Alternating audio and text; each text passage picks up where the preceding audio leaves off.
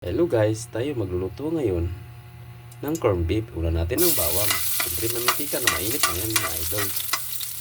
Luto tayo mga idol. Yan.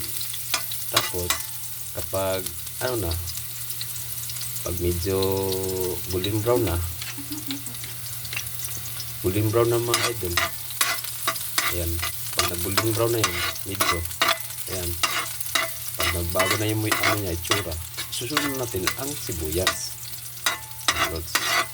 Yan. Yan, sibuyas mga lods. Yan kami bumuto.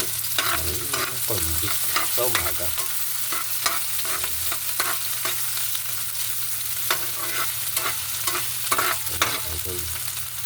So ngayon mga idol, ilunod natin ang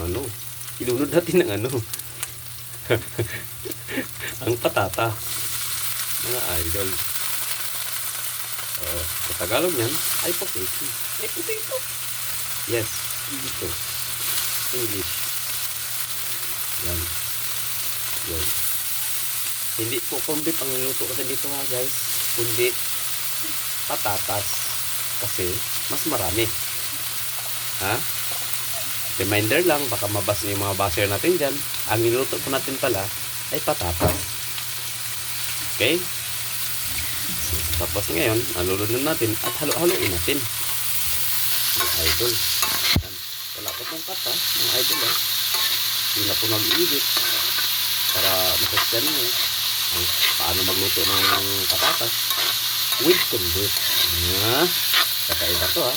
Yung iba nagluluto dyan, corned beef with patatas. Sa akin naman, patatas with corned beef. Kasi mas marami ang patatas.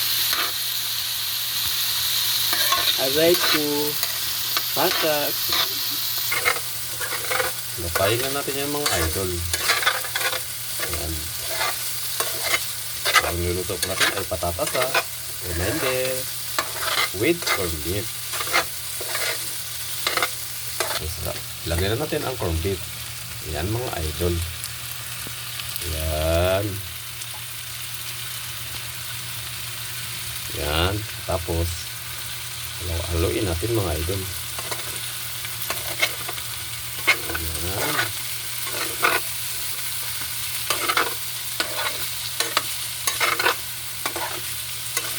Ayan mga idol.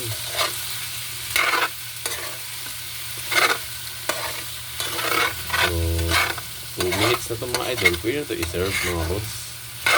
Huwag kayo maglalagay ng mga sangkap.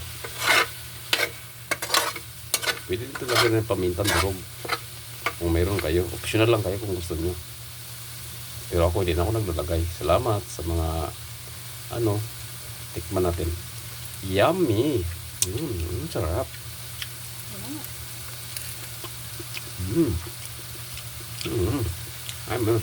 So God bless. Bye-bye. Love you guys. Salamat sa lahat ng subscribe sa YouTube channel.